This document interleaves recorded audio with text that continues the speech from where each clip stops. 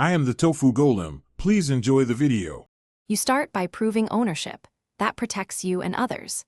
Gather the purchase receipt, IMEI printed on the box, warranty card, and the Realme account email you used. Once done, make sure the phone has at least 50% battery and a stable Wi-Fi connection so remote diagnostics can run. You'll also want a government ID and any seller information. These items speed up verification and prevent service rejection, which is why you do this now before requesting assistance. You then contact Realme support or an authorized service center and explain the situation. Be clear about the privacy protection lock and that you have ownership proof.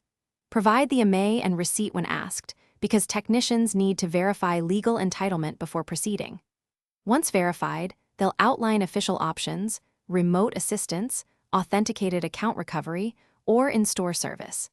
Make sure to note any fees and turnaround times, and ask if data backup is required, since some services may erase device content. You finish by following the certified technician's instructions. They'll perform the official recovery or factory reset if ownership is confirmed. Make sure to back up your data beforehand if the service requires data wiping, and verify that the Realme account is accessible to prevent relocking.